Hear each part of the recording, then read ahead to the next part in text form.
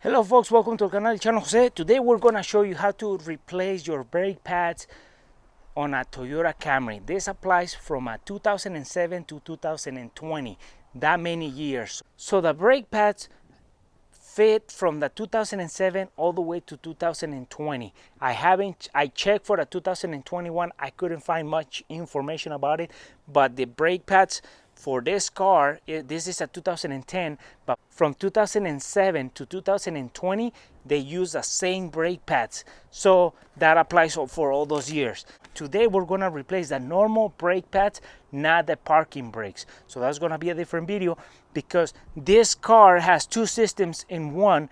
They use the regular brake pad and then they use brake shoes for the parking brakes, and that's going to be a different video so you don't get confused. This is for a normal brake pads on the rear for a 2007 to 2020 Toyota Camry. So with that said, we have taken all the wheels off. So it's a 21 millimeter socket for the lug nuts, and then we're going to be using a 14 millimeter socket for taking the caliper off, and then we're going to compress the piston back in with a special tool, and we have used our Milwaukee impact wrench to take the wheels off. With that said, let's get started. So here we have the driver's side, and we're gonna be using the 14 millimeter socket to take this bolt out, and there's another bolt back here, and we're gonna show you what we mean by that. And then once we take those off, we can extract our caliper, and then we're gonna compress it so we can push all the piston back in. And then we're gonna, once we pull the caliper, we're gonna expose the brake pads. There's one on this side and the other one on the other side, and then we're gonna show you the procedures on how to remove all this and how to do it. So with that said, let's get started. Okay folks, so we have two different systems: the normal brake system, and there's a brake shoes inside this area. This is like a drum system. This is the parking brake right here on this little drum area. So as you can see, the regular brake pad touches this surface. We are gonna be removing this guy, and what I recommend, if you're just taking the regular brake pads off, you can put your parking brake on so it holds the rotor on place, so when you're working on this, the rotor doesn't flap around and start swimming around, so it's solid. Right now we have the parking brake on, so as you can see, we cannot spin the rotor, and we're going to be able to take this whole brake pad system out. That way it holds, and the other brake system is going to hold our parking brake on place. So that's going to be a different video, but we're going to expose what we're talking about with two different brake systems on this system, on this car. So we're going to be taking this with a 14 millimeter, so we'll show you where.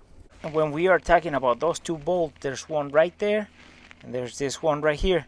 Those are your sliders, and those are the ones that hold the housing, as you can see, of the piston into the bracket that bolts on into the spindle or the suspension. So we're going to take those two 40 millimeters off to take the caliper off.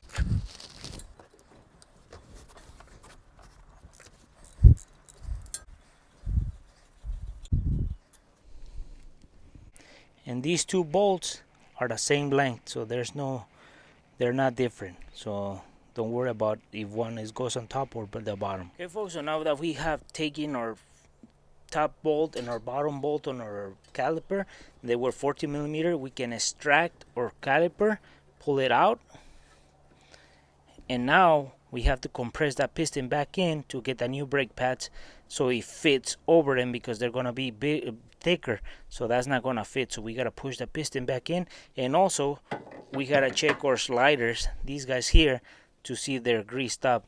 So we changed our brake pads, and then we make sure also that the sliders are good. So one thing I want to tell you folks is that you're going to check for the sliders that they do this, that they slide back and forth, in and out. And if that boot is ripped, you want to change it, and then you want to clean the inside and grease them up and put it back on, because if they don't slide, that can cause an uneven wear, so you're going to have problems with your brake system. So you want to check for this to slide back and forth. So the top one is good, and then we check the bottom one, and it slides, so it's good. They're not dried out, they move, so that's good. As you can see, our brake pads, they're thick, they still have life on them, but we're replacing them because we're gonna showing you, and so that way you can do this replacement at home and save money from taking it to the shop. So now we just remove our brake pads. We pull this one outwards and this one inwards, and then we start sliding our new brake pads in.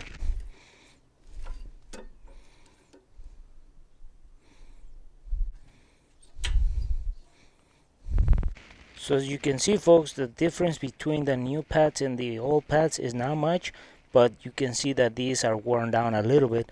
So that means that when we put our new brake pads, the thickness or the whole structure here, when the caliper is gonna clamp here, is not gonna be able to do it. So we gotta push that piston back in so we can fit it over the whole structure like this, and everything falls in place. So we put our brake pads, compress the piston, and we put the caliper right on them, and we put it back.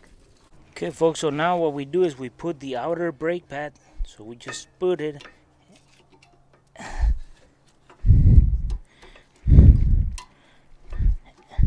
and slide it. We put the inner one and slide it in.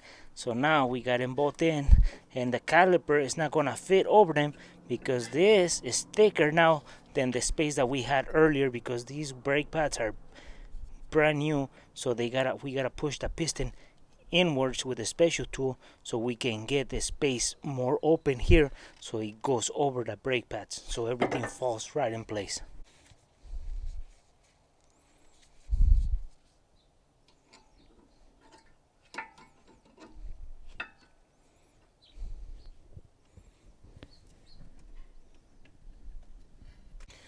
Okay, folks, so we're gonna be using this tool. This is to compress the piston back in, and then what we can slide it so we can center it, and then what we the for different size of calipers.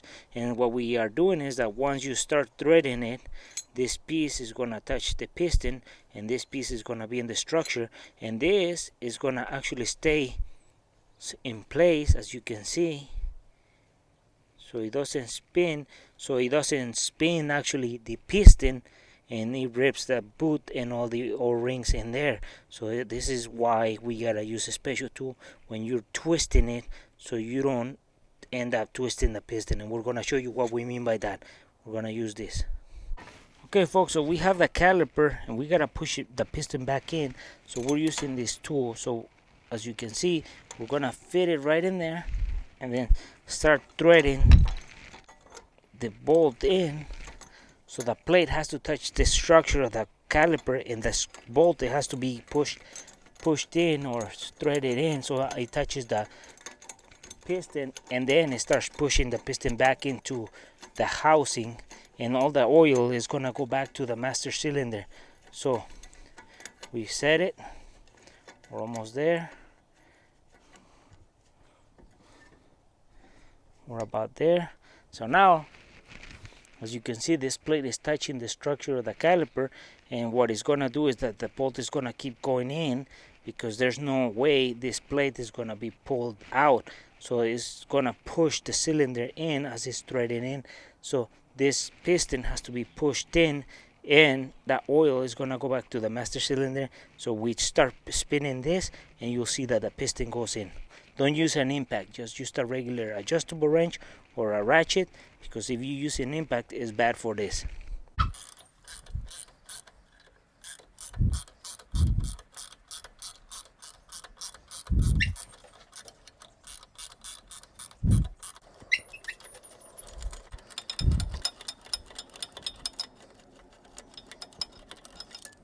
So now, as you can see, folks, the piston has been pushed almost flush with the housing.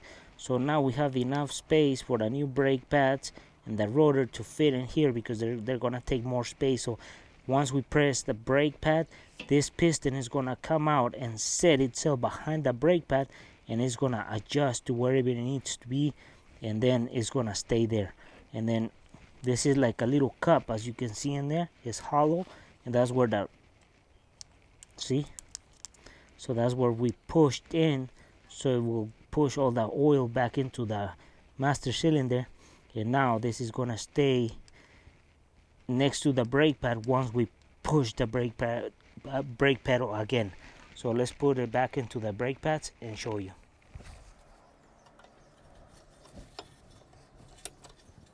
Okay folks, so now that we have put our caliper on, we start sliding the bolts in, guide them, the ones we took off of the brackets for the caliper. Put the top one and we put the lower one and we tighten them down.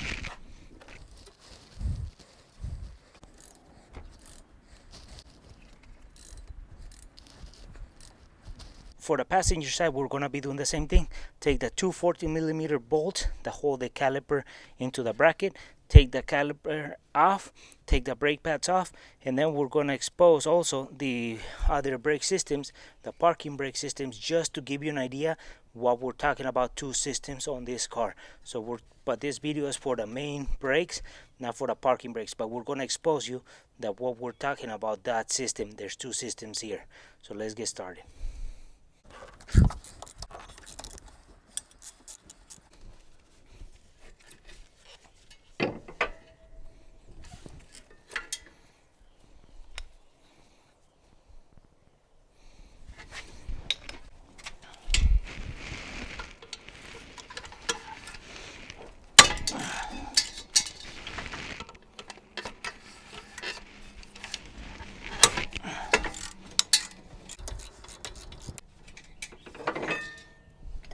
Okay folks, so here we have the rotor, and this is a drum system right in this area.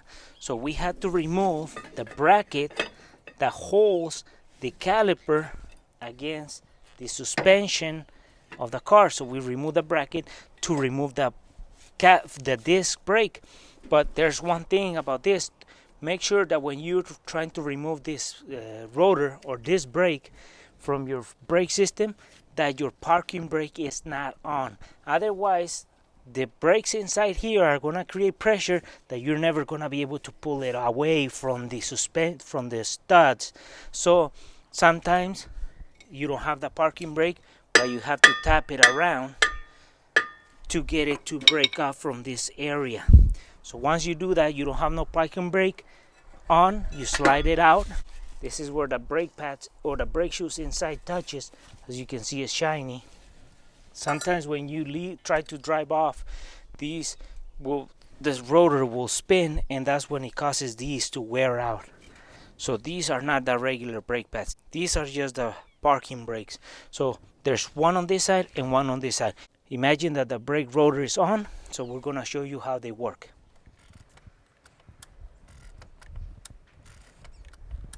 So now we wanted to show you how the parking brake works. So this and this is a brake shoe. So when we push the parking brake, this get extracted, they pushed out. So then they create pressure on the rotor or the drum, and then the car tries not to move. But sometimes we drive away, that this starts wearing out. But we wanted to expose to you how these brake shoes work. They push out and they create pressure around the rotor on this area, so then the car doesn't move. So don't push the brake, the e-brake, when you don't have your rotor on, because something might snap off and hurt somebody. So we don't recommend doing that. But this is how the system works.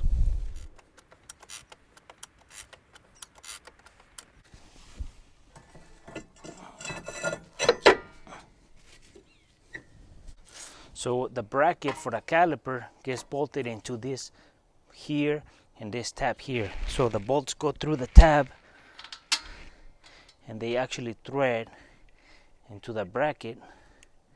So it pulls it towards the base of the spindle or the suspension. So that's how it gets bolted on. So this one goes in the outside, and then we put the bolts through and bolted it into the bracket.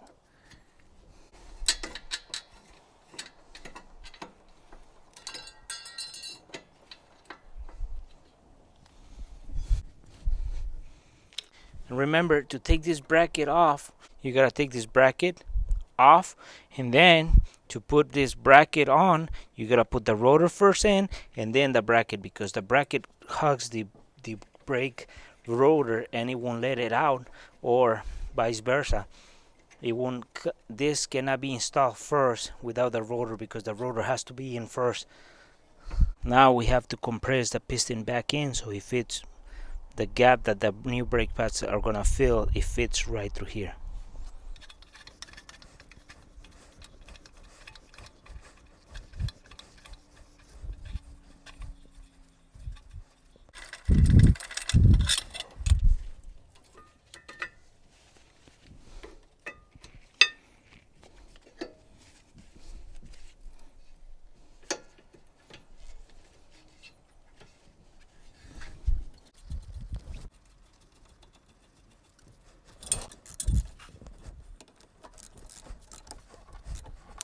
And well, folks, this video we show you how to replace the rear brakes 2007 to 2020 Toyota Camry, and they're the same brake pads. So this is pretty simple. You don't have to take it to a shop.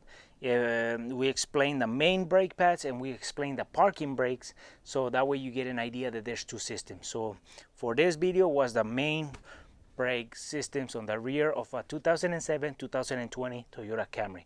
If you like this video, give us thumbs up, share it, and we'll see you soon with more videos here en el canal de Chano José.